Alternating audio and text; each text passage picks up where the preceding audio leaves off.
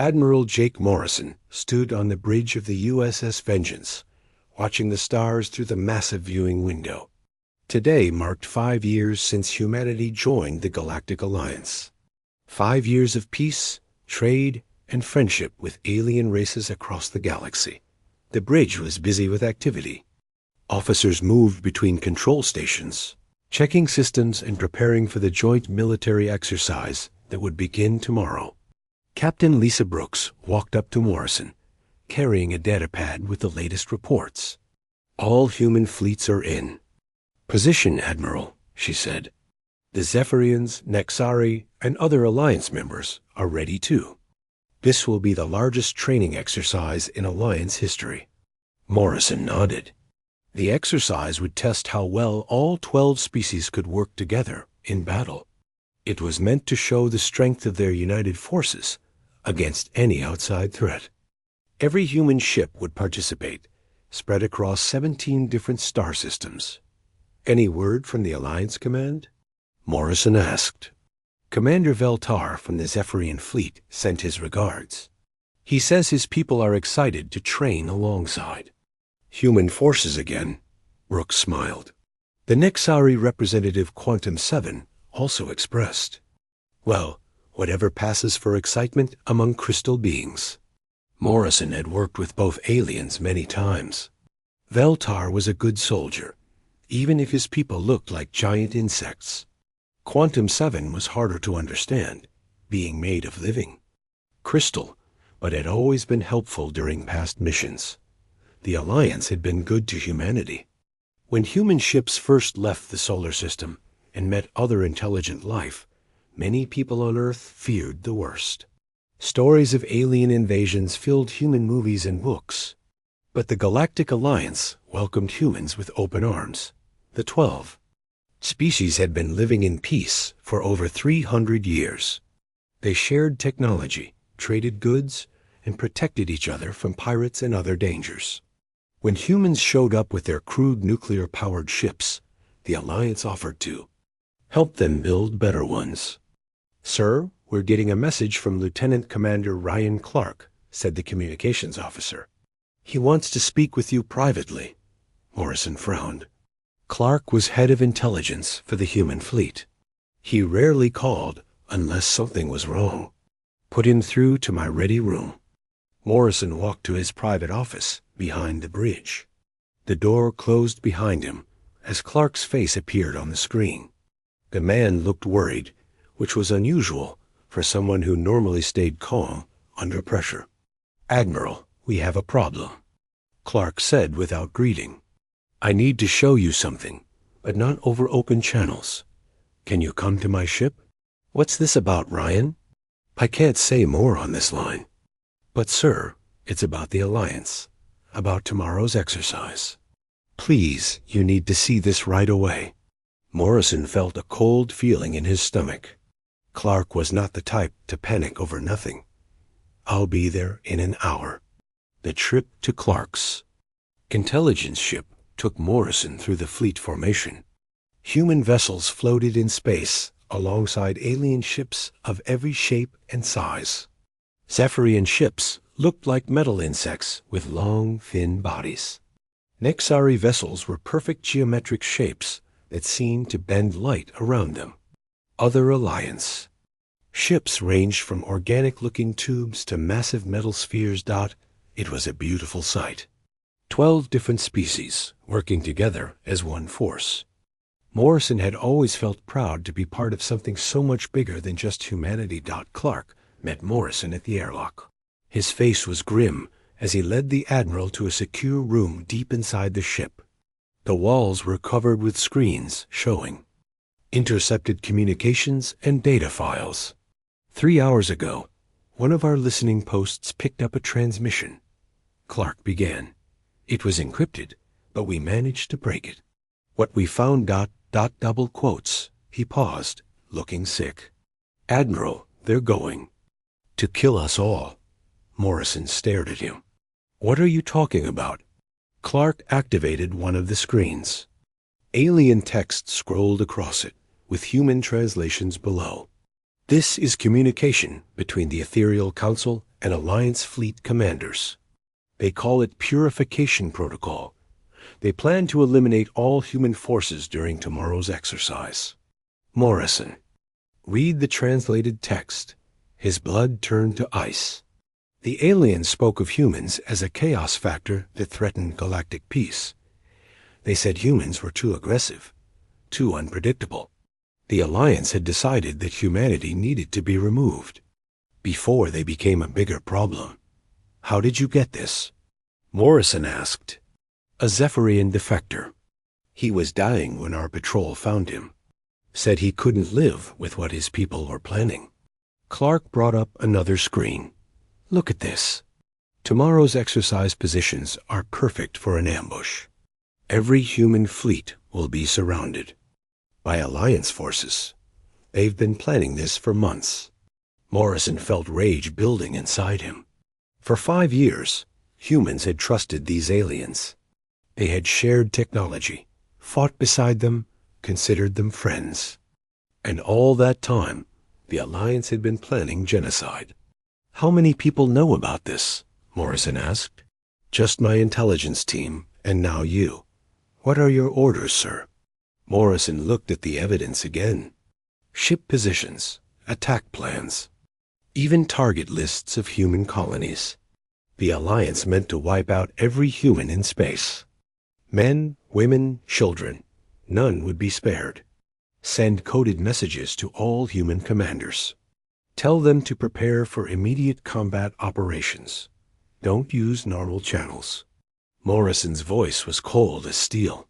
And Ryan? Activate the Terra defense. Initiative. Clark's eyes widened. Sir, that program is classified beyond top secret. Most humans don't even know it exists. The Alliance wanted to kill us all. They're about to learn why that was a mistake. Morrison turned toward the door. We have maybe 6 hours before they start shooting. Make sure our people are ready. As Morrison left the intelligence ship, he looked out at the mixed fleet one more time. Tomorrow, those alien ships would try to murder every human in space. But humanity had spent 5 years preparing for this day. Even if they hadn't known it was coming, the Alliance thought they knew everything about human capabilities. They were about to discover how wrong they were. The exercise was supposed to test how well the species could work together. Instead, it would test how well humans could fight alone against impossible odds. Morrison smiled grimly. The aliens had made one critical error. They had given humanity 5 years to study their weaknesses while hiding human strengths. Tomorrow would show them the price of betrayal. The joint military exercise began with ceremony and celebration. Admiral Morrison watched from the bridge as colorful fireworks exploded in space, marking the start of what the Alliance called Unity Day. Ships from 12 different species floated in perfect formation, their crews believing they were about to participate in the largest peacekeeping drill in galactic history. Morrison knew better. His hands gripped the command chair as he watched alien vessels move into position around human ships. Every formation placed human forces exactly where the Alliance wanted them, isolated, surrounded, and vulnerable. Status report, Morrison said quietly. Captain Brooks checked her displays. All human fleets are in their assigned positions. The Zephyrians have moved to surround our forces near the Kepler system. Nexari ships are positioned around our colony defense groups. Just like the intelligence reports predicted, Morrison nodded. The trap was perfect. Human ships were scattered across 17 star systems, each group surrounded by supposedly friendly alien forces.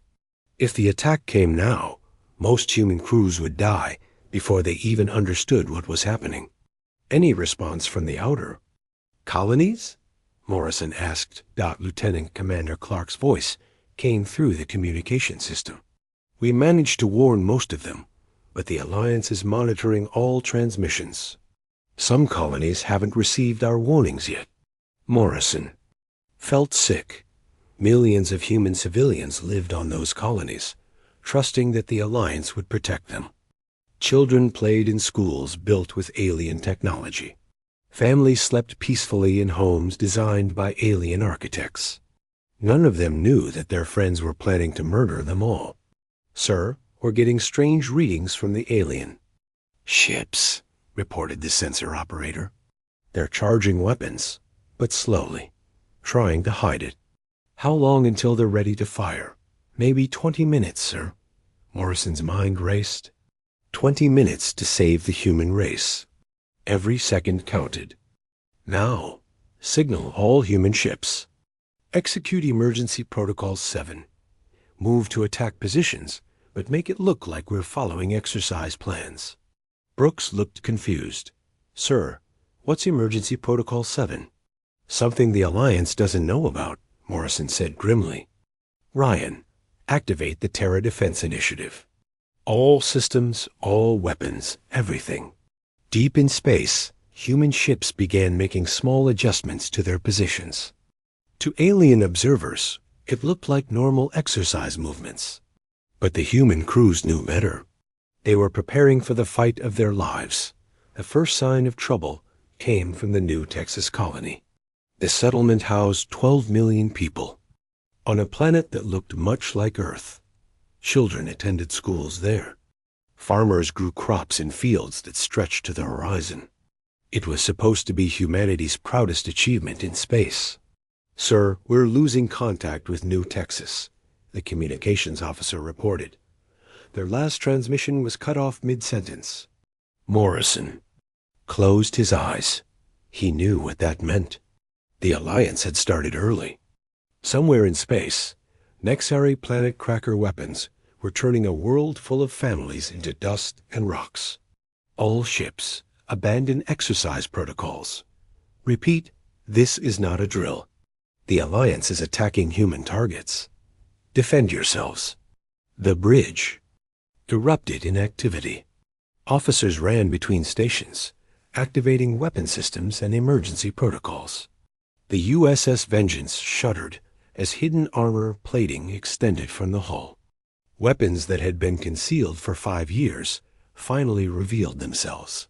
Around the ship, other human vessels began their own transformations. Gun ports opened in halls that had seemed peaceful just minutes before. Missile tubes extended from sections that aliens had inspected countless times without finding anything suspicious. The first exchange of fire came when a Zephyrian cruiser opened fire on a human transport ship. The transport, loaded with civilian evacuees, should have been destroyed instantly. Instead, hidden shield generators activated, and the ship's concealed weapons returned fire. The Zephyrian ship exploded in a ball of flame and debris. Sir, transport ship is reporting minimal damage, Brooks said in amazement. Their hidden defenses worked perfectly. Morrison allowed himself a small smile. The Alliance thought they knew everything about human technology. They had inspected every human ship, scanned every weapon, approved every design. But they had never discovered the truth, that humans had been preparing for this war since the day they joined the Alliance. The battle for the Centauri system began in earnest. Zephyrian ships, confident in their superior numbers, moved to surround the human fleet. They expected quick victory against the primitive human vessels. Instead, they found themselves facing weapons that ignored their shields and armor. Human ships fired projectiles that moved at incredible speeds, too fast for alien point defense systems to stop. Swarms of small attack drones, controlled by artificial intelligence, swarmed around alien ships like angry insects.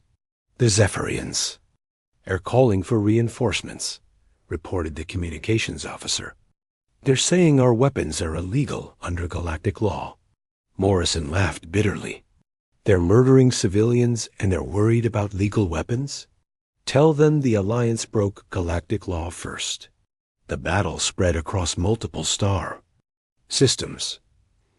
Human colonies that had seemed defenseless suddenly revealed hidden weapon platforms.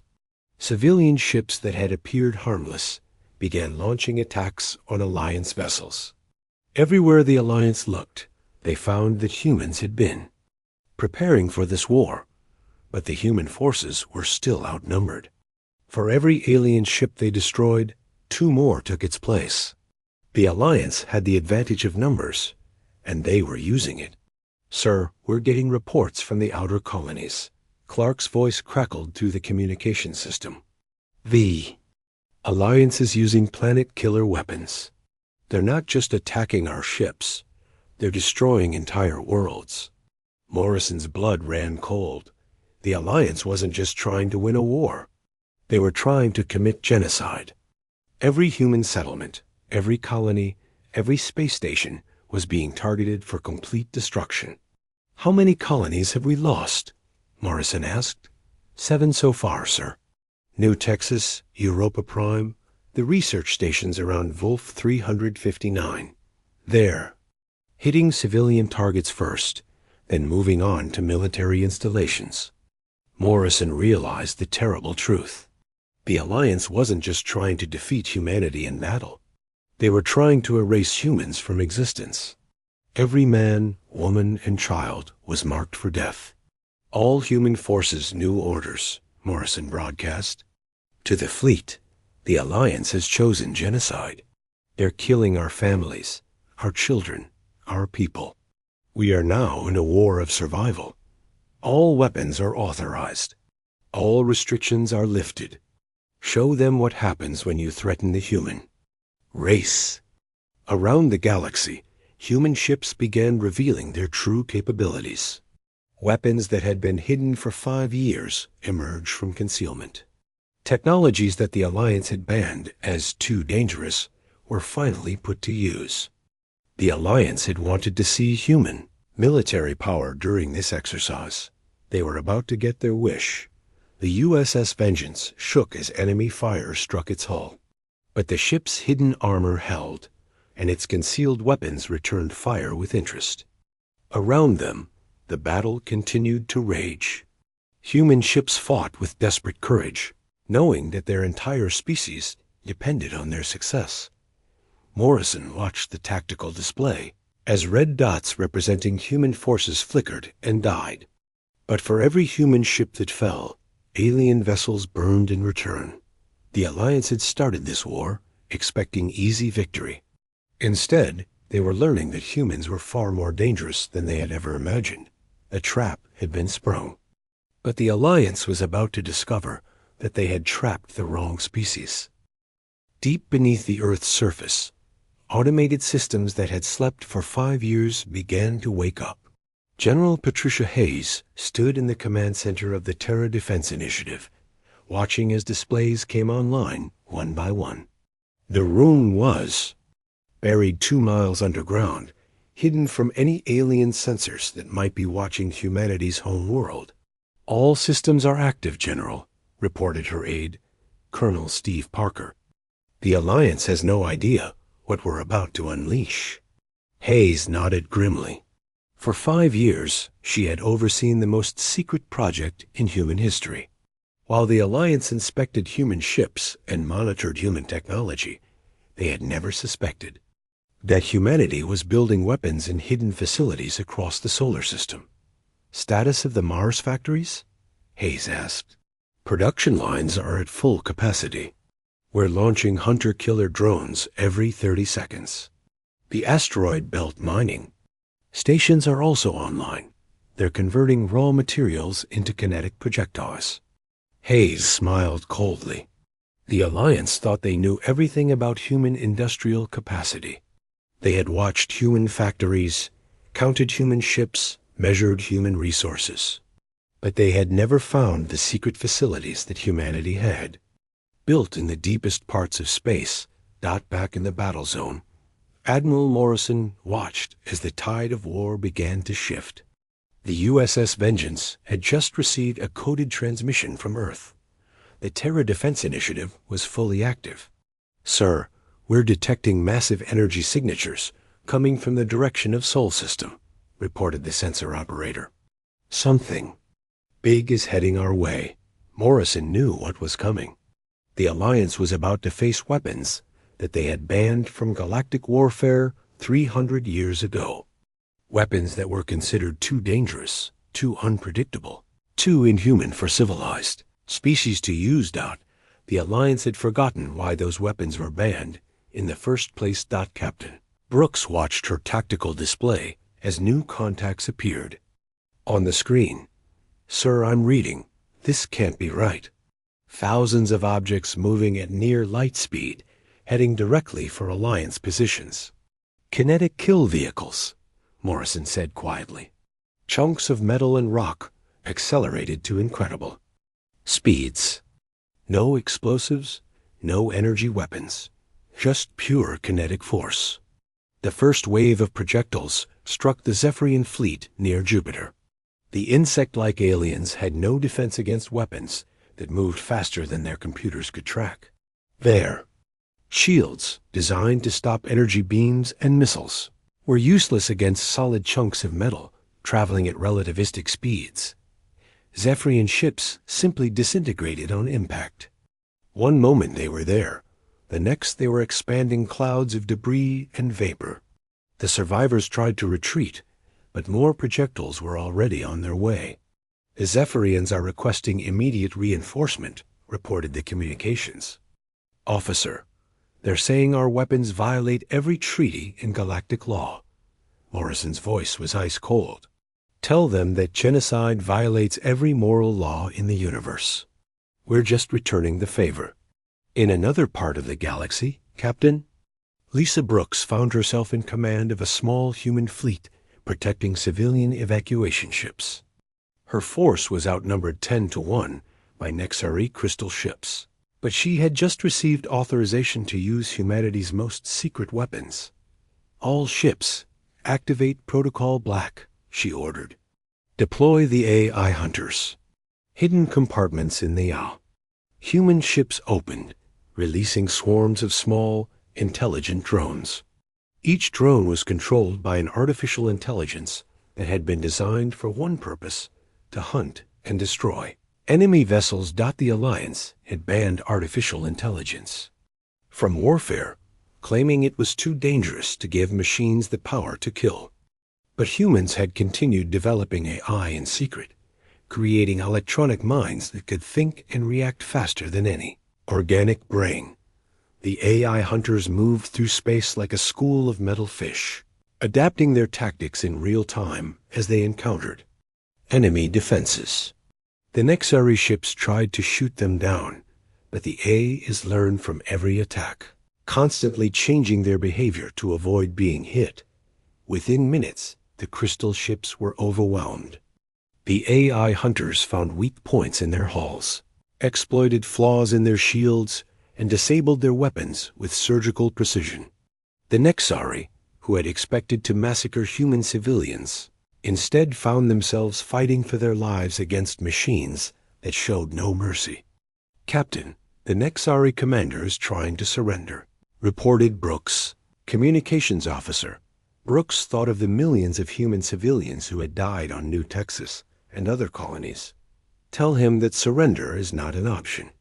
The Alliance chose genocide. Now they live with the consequences. The AI hunters continued their work, systematically destroying every enemy ship in the area. The Nexari had made beautiful crystal vessels, works of art that had sailed between stars for centuries. Now they were just fragments of broken glass, floating in space. Back on Earth, General Hayes watched the battle reports with satisfaction. The Alliance fleets were in complete chaos. Their carefully planned genocide was turning into a disaster, as human weapons that should not have existed tore through their forces. "General, we're getting reports from the outer colonies," Colonel Parker announced. "The Alliance is trying to retreat, but our long-range weapons are following them. The Jupiter defense grid is operational, and the Saturn orbital platforms are ready to fire." Hayes nodded. The Alliance had thought they were attacking a primitive species with limited technology. Instead, they had walked into a trap that had been 5 years in the making. "What about the biological weapons?" Hayes asked. Parker's face grew serious. "The research stations report that they're ready to deploy." But General, once we crossed that line, the Alliance crossed the line when they started murdering children, Hayes said coldly. Deploy everything. All weapons, all systems. Show them what happens when you threaten humanity. In space, the battle continued to rage. But now it was the Alliance ships that were being hunted. Human vessels that had seemed outmatched just hours ago were now revealing their true capabilities. Weapons that had been hidden for years emerged from concealment. Technologies that the Alliance had banned were being used with devastating effect. The USS Vengeance led a strike force against the Alliance command ship, a massive vessel that housed the Ethereal Council. The ancient aliens had ruled the galaxy for thousands of years, maintaining peace through careful diplomacy and the threat of overwhelming force. Now they were learning that some species could not be intimidated. Sir, the ethereal ship is heavily shielded, reported the tactical officer. Our standard weapons can't penetrate their defenses. Morrison smiled grimly. Then we don't use standard weapons. Fire the Nova Cannon. The Nova Cannon was humanity's most secret weapon, a device that could channel the power of a star into a focused beam of destruction. The Alliance had no idea. Such technology existed because humans had developed it in complete secrecy. The beam struck the ethereal ship's shields and simply melted through them. The ancient vessel, which had survived countless battles over thousands of years, was cut in half by human technology that should have been impossible. The Ethereal Council is requesting immediate ceasefire, reported the communications officer. They want to negotiate. Morrison thought of the burning colonies, the murdered civilians, the children who would never grow up because the Alliance had decided humans were too dangerous to live. Tell them that the time for negotiation is over, he said. They wanted to see human military capability. Now they're going to experience it firsthand. The Alliance had made a critical error. They had given humanity 5 years to study their weaknesses while hiding human strengths.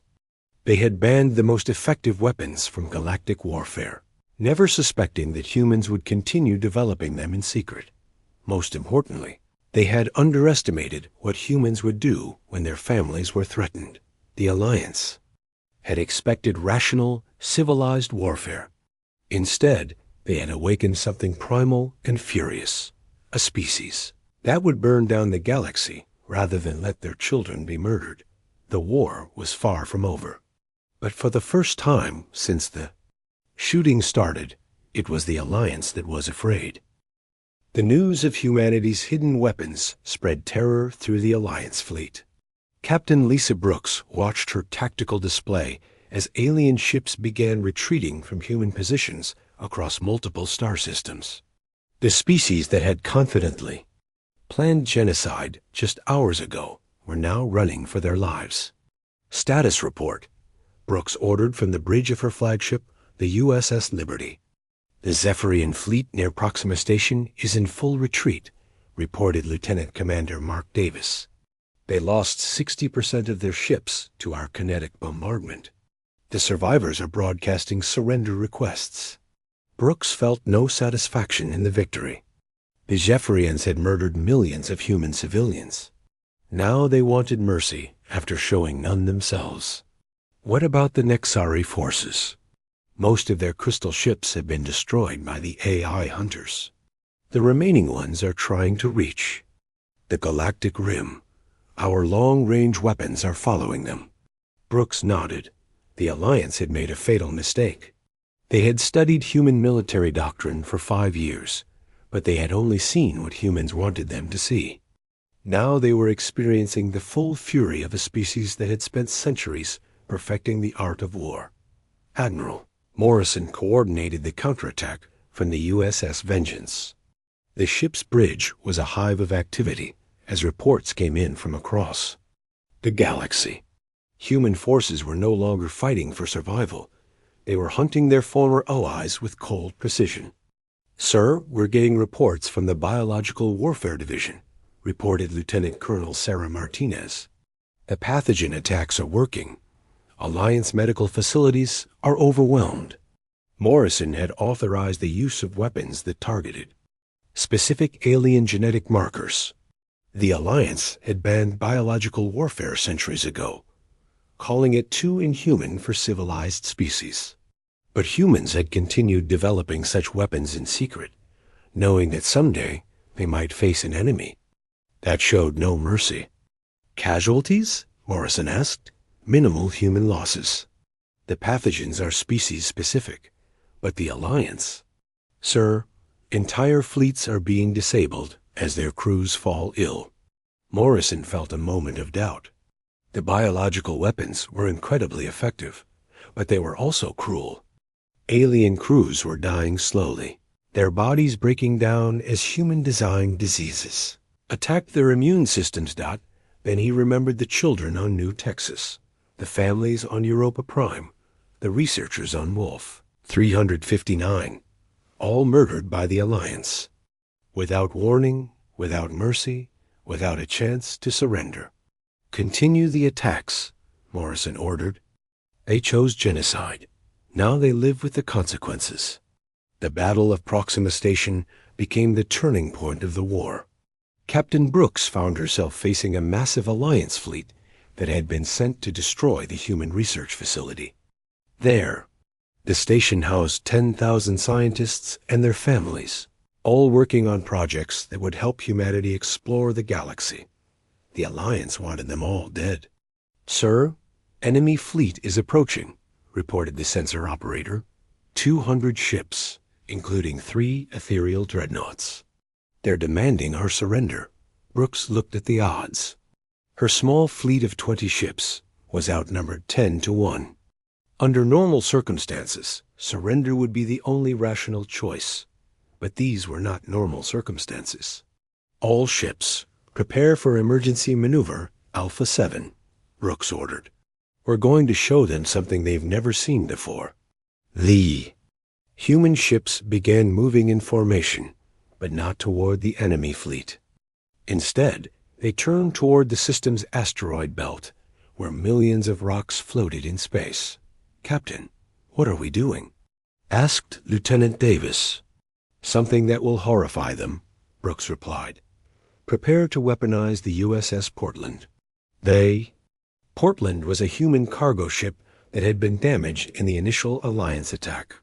Its crew had been evacuated, and the ship was slowly breaking apart. Under normal military doctrine, it would be abandoned or destroyed to prevent enemy capture. Humans didn't follow normal military doctrine. All hands, abandon ship, Brooks ordered the Portland's skeleton crew. Set the ship on collision course with the lead ethereal dreadnought. Maximum acceleration. The Alliance commanders watched in confusion as the damaged human ship began accelerating toward their formation. They assumed it was a desperate ramming attack, easily avoided by their superior maneuverability. They were wrong. The Portland struck the asteroid belt at incredible speed, shattering rocks and sending debris flying in all directions. The ship itself disintegrated, but its momentum carried millions of rock fragments toward the Alliance fleet at relativistic speeds. The Alliance ships, designed to fight organized battles with energy weapons and missiles, had no defense against a swarm of high-speed debris. Their shields, meant to stop coherent energy beams, were useless against thousands of small rocks moving faster than bullets.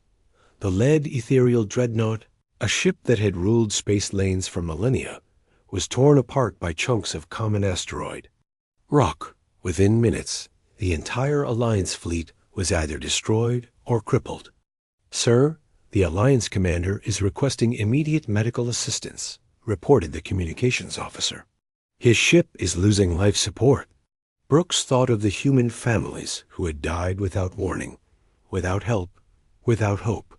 Tell him that medical assistance is reserved for civilized species. He should have thought of that before trying to commit genocide. The psychological impact of the battle spread through the Alliance fleet.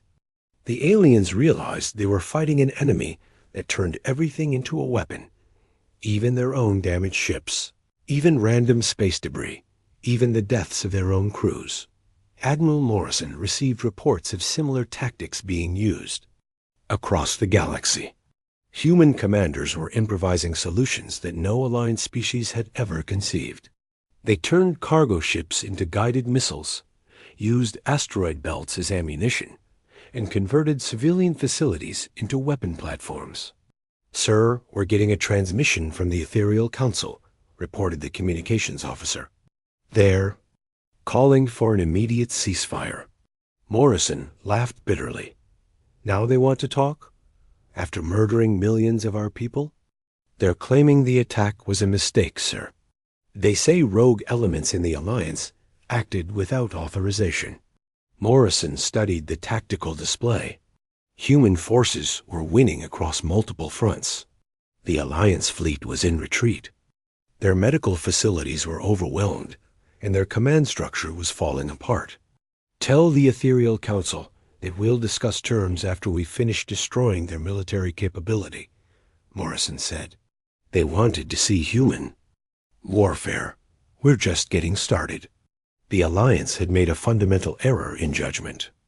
They had assumed that humans would fight like other galactic species, with honor, following established rules, showing mercy to defeated enemies.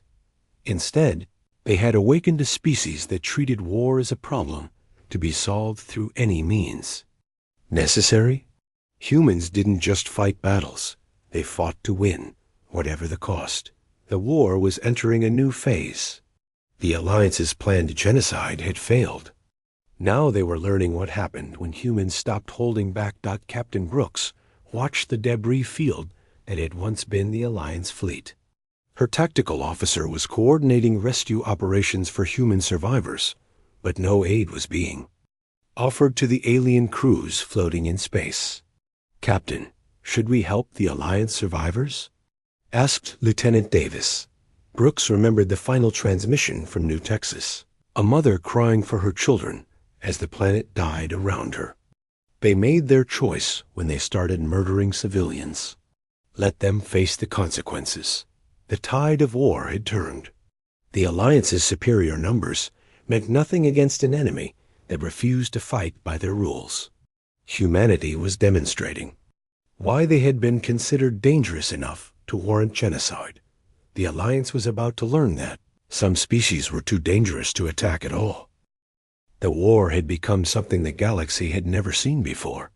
Admiral Morrison stood in the command center of the USS Vengeance, watching as human forces systematically dismantled the infrastructure that had supported alien civilization for thousands of years. "Status report," Morrison ordered. Captain Brooks, now promoted to Admiral after her victory at Proxima Station, appeared on the main screen. "The Alliance fleet is in complete retreat. We control 17 major star systems, including 3 former Alliance strongholds. Their military capability is down to less than 30%. Morrison nodded. The Alliance had started this war expecting quick victory through genocide. Instead, they had awakened humanity's capacity for total destruction. The species that had once begged to join the galactic community was now tearing that community apart. "What about civilian populations?" Morrison asked. "The alien colonies are evacuating to the galactic rim. They're abandoning their core worlds rather than face human retaliation." Brooks paused. "Sir, are we really going to let them go?"